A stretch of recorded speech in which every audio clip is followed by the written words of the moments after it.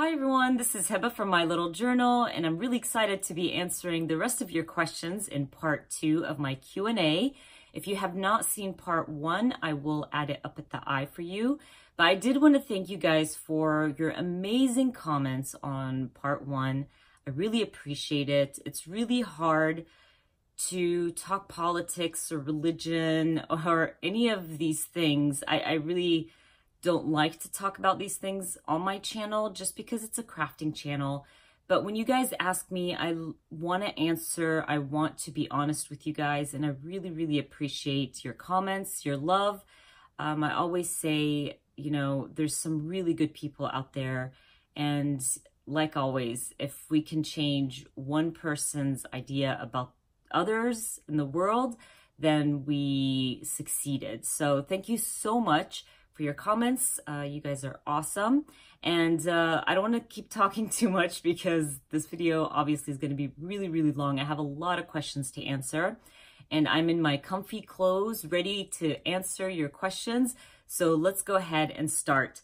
Now, my first question here, the subscriber was talking about that she has a hard time scrapping fast. And then she asked, were you always so fast, or did you get better with time? I was not always very fast at scrapbooking. I don't think anybody starts to scrapbook really fast. I mean, only if you're just sticking down a photo and adding journaling. But I think it comes with time. For me, it came with time. I used to work in 12 by 12s, and you know, scrapbooking in 12 by 12s take a while. I used to kind of focus on the details and want to punch out a million circles or create a million bows to add on my layout, and that doesn't work for me today. I think everything changes in the world, and I think scrapbooking is one of those things that changed. So I love the modern look, the clean, the simple. So that really helped with me kind of evolve and scrap faster. So it takes time. I think it takes practice. Don't be too hard on yourself. You will get there for sure.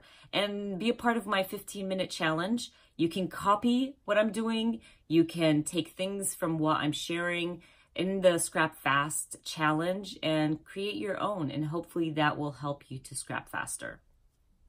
There's another part to her question where she's talking about organization and if I would kind of share a vlog, I guess, of some sort where I share how I organize, how I work, do my job, scrap at the same time, all that stuff. And I'm going to say no to that because I'm definitely not a vlogger. I tried to remember to vlog while I was at Creativation, and that was a total fail. It did not work. I don't know how to vlog. I was able to kind of take little scenes here and there and tape them and stuff like that, but that would be really hard for me. I would have to probably ask my kids to help out, but let's see. I doubt it very much, but it's all about organizing your time to fit more in time management. This is something that's really important to me. I've taught it to my kids. So I think if you have really good time management, you can scrap, work, do your job, you know, cook dinner, have everything ready for your kids, be a part of your kids' life just by being good at time management.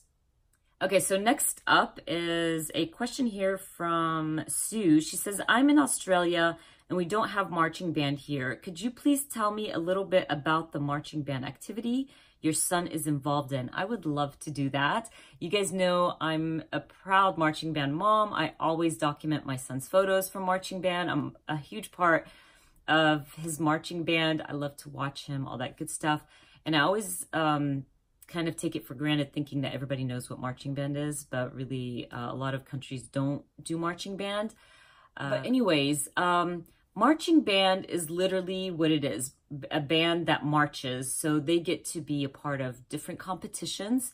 I know our school, they go to Bands of America. It's just bands from all over the country, and they compete for the #1 spot. So the whole season, these kids are practicing really, really hard to create beautiful music, a beautiful show, and they compete against other marching bands.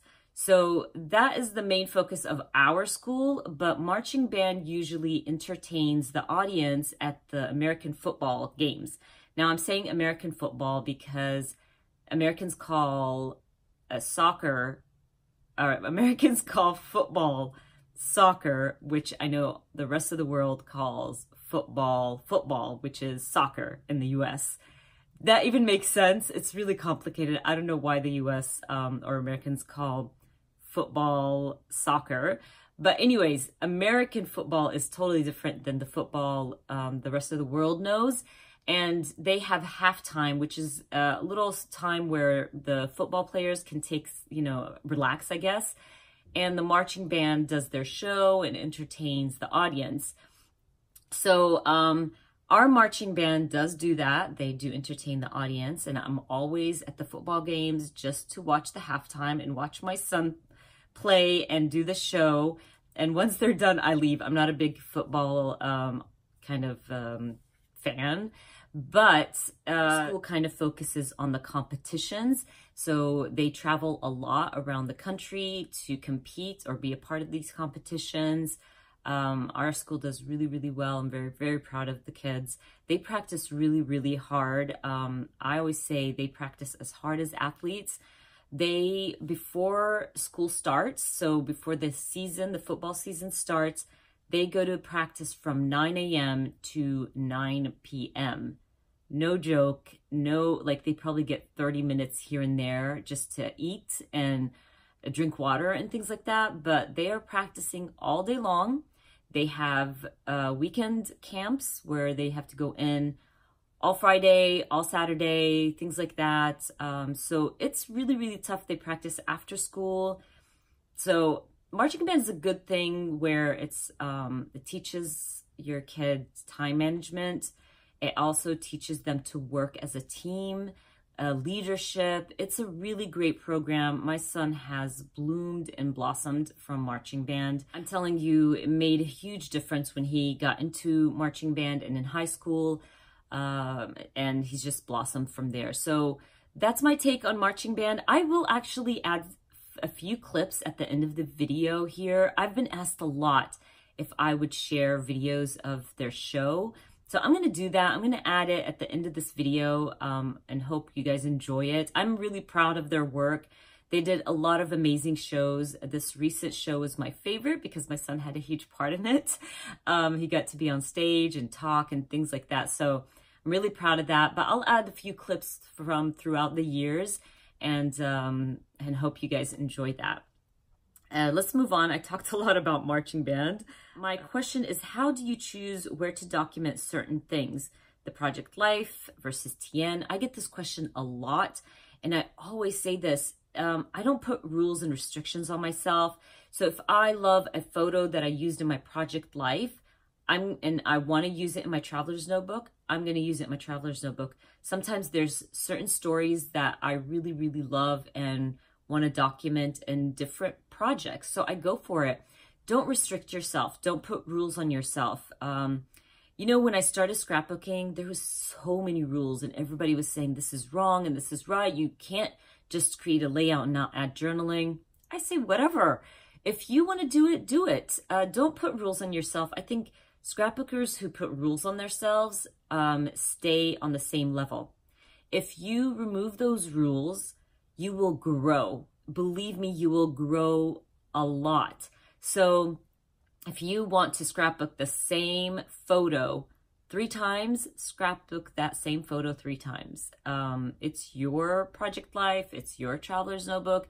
It's your albums. You can do what the heck you want to do. So type of person, if I like the photo, if I like the story, I'm going to document it more than once. I know my project life is weekly, so I like to kind of focus on different parts of the week in that project. But my traveler's notebook is monthly, so I want to use those photos that I just documented in my project life. So I'm going to be repeating some, and that's okay with me. Okay, so this next question says, have you ever received a kit and been really disappointed with it? And if so, do you hoard it, give it away, or try to use it? Thank you for all your videos. Thank you so much. Now, hopefully I didn't purchase that kit if I didn't like it. Let's say I got it through being on a creative team or guest designer. So I'm going to say I would go through that kit, find things that I like from the kit, because I'm sure the whole kit isn't that bad. So I would kind of use what I can from the kit, but I would definitely not hoard it. I'm a true believer that you should not keep anything in your craft room that you don't use. It's kind of like your wardrobe. If there's a top you haven't worn for years, it shouldn't be in your closet. You should give it away. And that's how I work in my craft room. So if I don't like something, I'm giving it away. If I haven't used something for a while, I'm giving it away.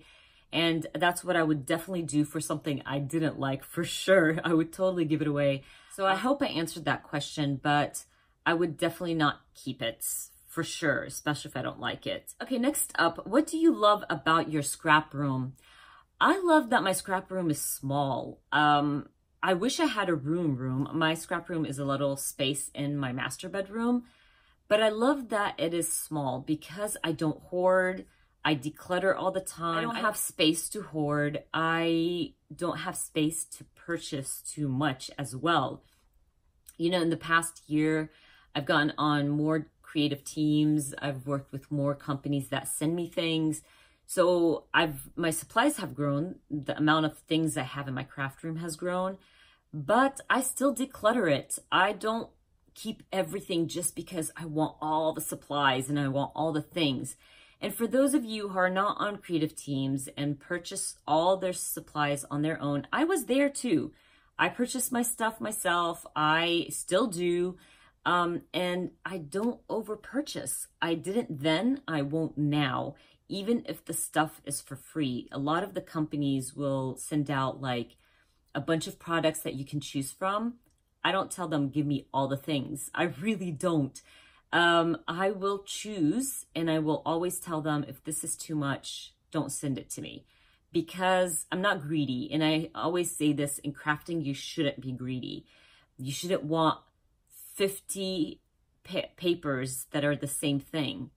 That's being greedy. It's like those people who run into Michael's and buy all the happy planners and walk out. I call that being greedy. You can work with one type of paper. You can work with one type of ink pad, one stamp set. Like I said, you don't need all the things to create something beautiful. Less is more. And I love that my craft room is small and it's still productive and I still produce beautiful stuff. So I'm okay with it. I don't need all the beautiful things, even though I do watch all the scrap room tours, the large ones, the small ones. I get a lot of great ideas from them, like organizing and stuff like that. But I never watch and be all jealous and want all the things. Never. I think actually I feel sorry for a lot of crafters who have way too much, because I feel like it blocks how they create. It will definitely block you because you have so much product, you don't know what to start with. So keep it small, keep it less. Less is more. Love what you have. Don't feel like you need everything to create. I hope I blabbed on a lot on that. Okay, this next one says, how do you organize and store all your stamps?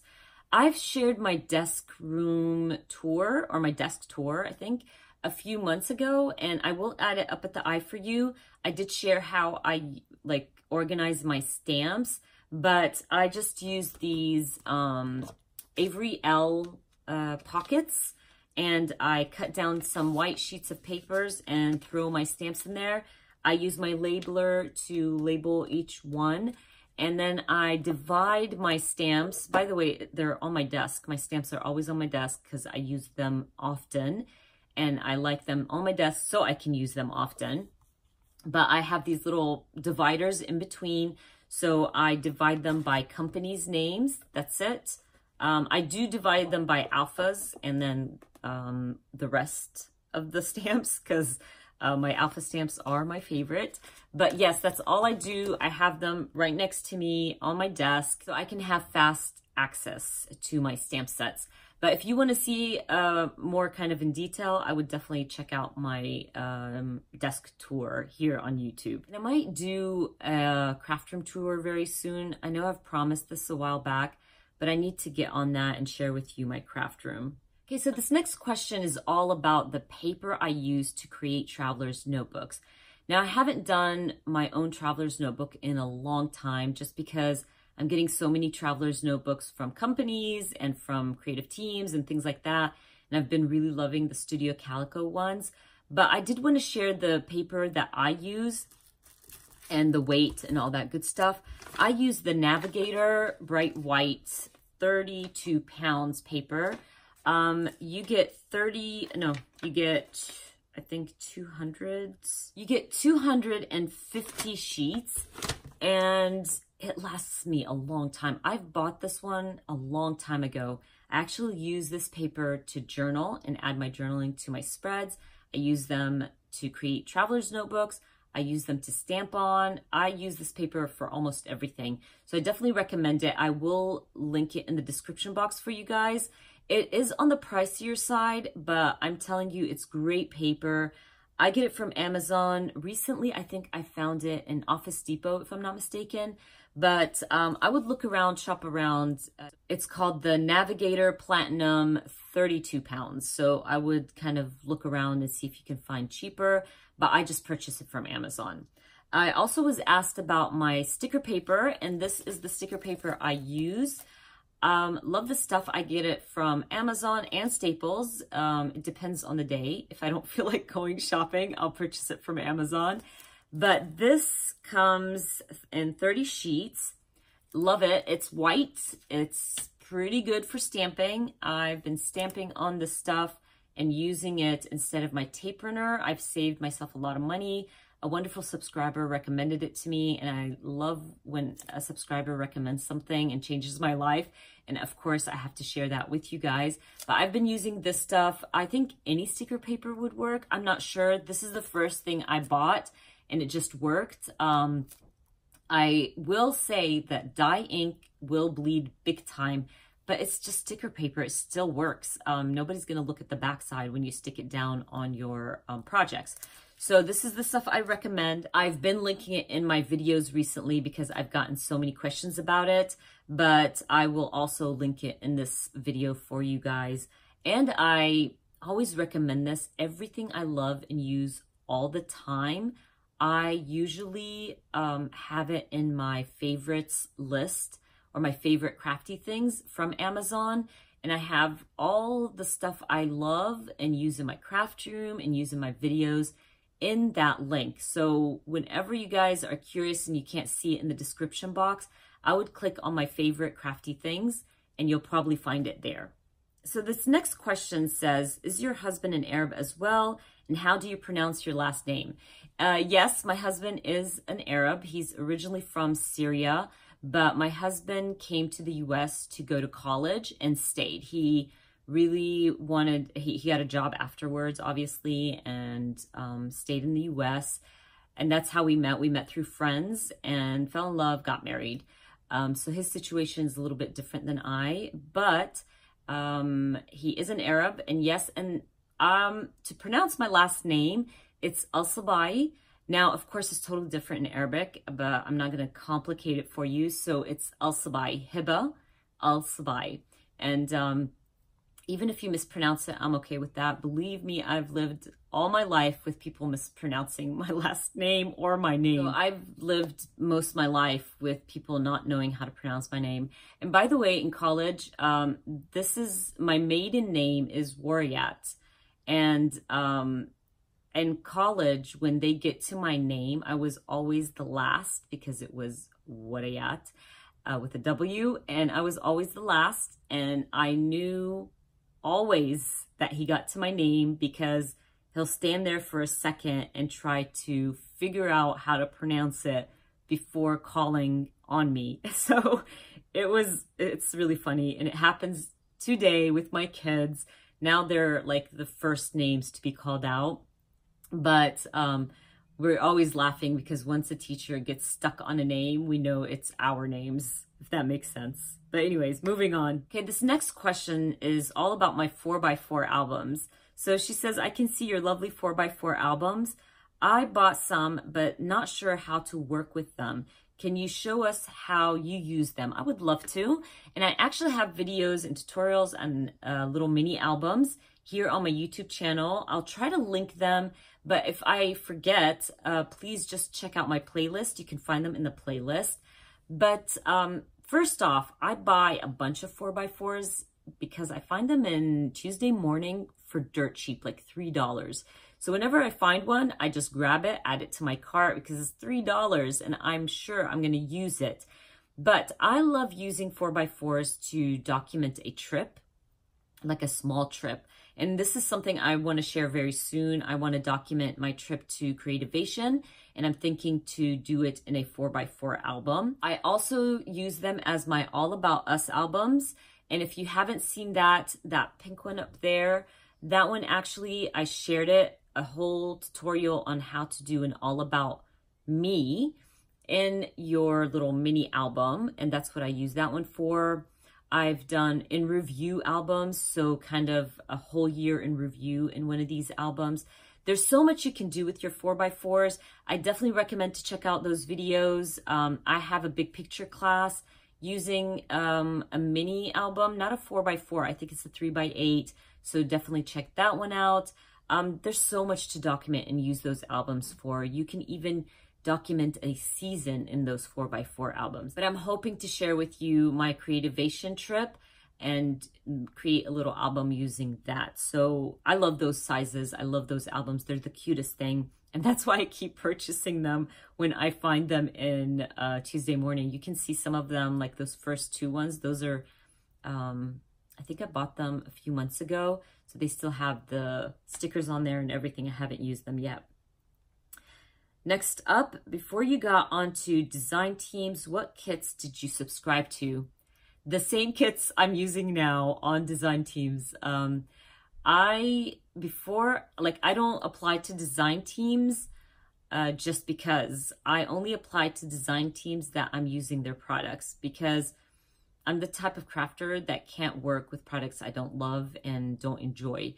So I only apply to design teams that I would actually use their kits. So before I was on any design teams, I was purchasing Feed Your Crafts kits and stamps, Kelly Perky's. I was purchasing Studio Calico's Documenter kit.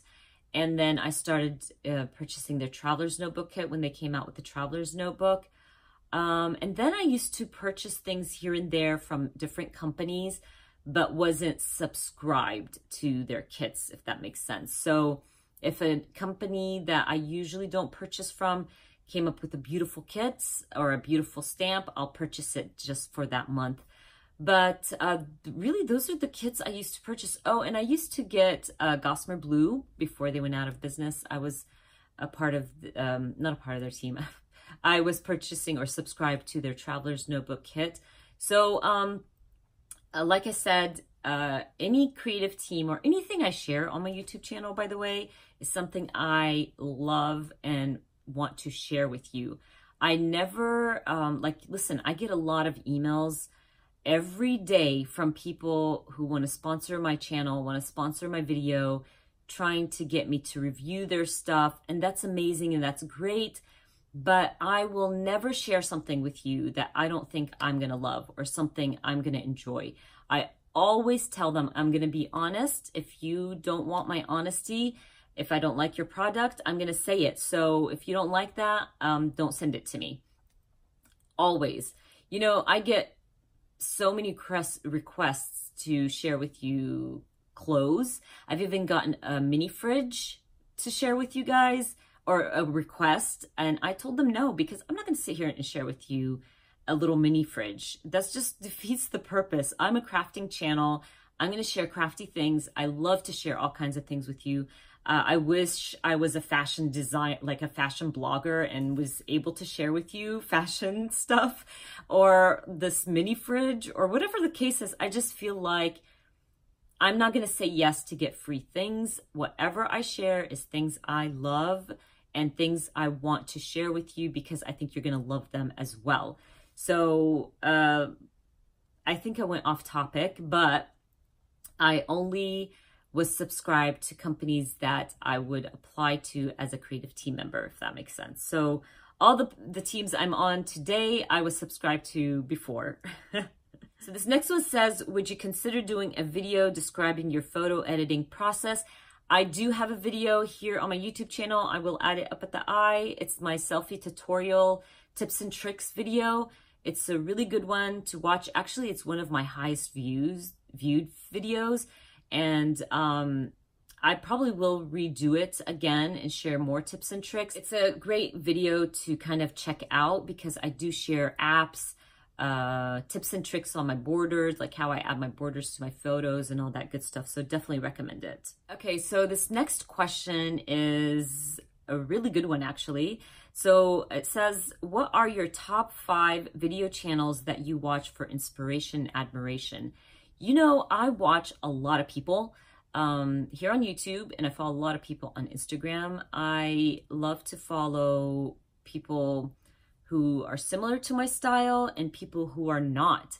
I kind of watch everything. I follow people who do traveler's notebooks, Project Life, that basically what I do. And I follow Bible journalers, card makers, art journalers, because I love all the things. And I feel like all these people give me new ideas of using my supplies, new ideas and new techniques. So I follow a lot of people. I did write down a few, but believe me, I follow a lot more and I connect with a lot more. So just because I can't talk about every single person, I'm just going to mention a few. I have Moonlight Cabin. April is amazing. She does art journaling. Definitely recommend her here and on Instagram. Natalie DeSousa. I hope I pronounced that correctly. Natalie's amazing. I learned so much from her. She does traveler's notebooks. She does 12 by 12s. She is here on YouTube. Definitely recommend checking her out. And Instagram, beautiful work on Instagram, and big picture classes. A lot of these people have big picture classes, by the way. Claudia from White Sugar Design. She's beautiful inside and out, and her ideas are amazing. She does a lot of traveler's notebook planners, all that stuff. And by the way, her techniques are more in depth, like she'll do pop-up flowers from her traveler's notebook. Really cool things. Definitely recommend her. Ashley Horton. Ashley is amazing. She does 12 by 12 traveler's notebooks. Check her out. Yana Sumakula is a card maker, and oh my gosh, you guys, the cards she makes, if I made those cards, I would actually frame them and put them all around my house. She really shares great techniques, Nouveau drops, how to use your Nouveau drops, techniques on distress inks, Copics, whatever the case is, she does it. Foiling, the Glimmer Hot Foil machine, definitely recommend her. She's amazing, and she works with different companies. Sherry Forcer. Sherry, love her style. Very simple, very clean, very neat, and that's something I really, really enjoy and love. And if you follow her on, she does do YouTube videos, but if you follow her on Instagram, she has the prettiest desk area. Oh, I love it. I love her desk area. And whenever she shares little photos of her desk, I'm like the first person to love, and beautiful desk area. Then we have Dearly D. I'm sure if you guys follow me, you probably follow Dearly D. We aren't similar in style, but we do traveler's notebooks. We do Project Life. We're on Feed Your Crafts creative team. So definitely check out Dearly D. She is very sweet, and she does a lot of shaker pockets and things like that if you're interested in stuff like that. Heather's Crafty Life. Heather is so sweet. I got to meet her in Creativation. She's such a sweetheart. I love her channel. And her Instagram, she always shares little tidbits of her life. So definitely recommend Heather. If I remember anybody, or if I can, I'll probably add links in the description box. But these are people that kind of share a lot on YouTube and on Instagram. So I definitely recommend them, and I recommend you check them out. But anyways, you guys, I think I'm done answering questions. I think I answered all the questions, hopefully. I just wanted to say thank you so much for your support, for your comments. You guys are amazing. I'm telling you, every time I read your comments, it just pushes me more and more to create more content and add to my YouTube channel because of you guys. I just want to be inspiring. I want to inspire you. I never want to be something other than that, honestly. I hope you enjoyed this Q&A. I'm actually thinking of doing an assumption video. I've been watching those lately and I love them. They're kind of funny. So I'm thinking of doing that maybe soon. We'll see. I'll just do that on Instagram and then jump on YouTube and answer those assumptions, or talk about those assumptions, I guess. But anyways, don't forget, I'm going to add some clips of my son's marching band at the end of this video if you're interested. But other than that, I think I'm done. I hope you guys enjoyed watching this video. And thank you again. I hope to see you guys very soon. Bye. We'll see you there. No. Don't listen to Logan. Don't listen to Logan. My name is Leif, and I play the bass clarinet. And no tea, no shade, Logan, but the woodwinds are way better than the brass. Exactly. So instead of following the brass's Instagram page, how about instead you follow 2018? It's right over here. And don't be shy to take your phones out during our ballad.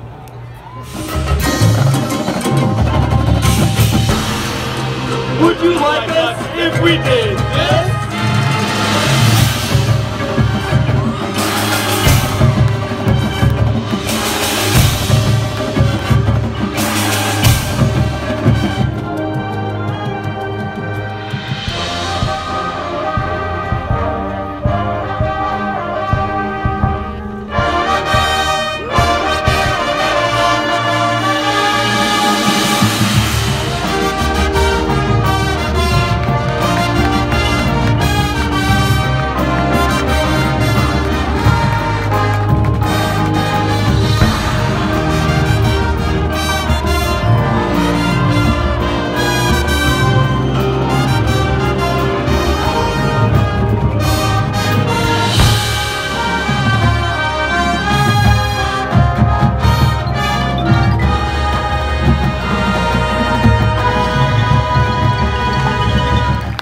Blake, I've got it. Well, what do you got, Logan? I know what the world needs now. Well, spit it out. What does it need? Love. The world needs love. Huh. They should make a song out of that.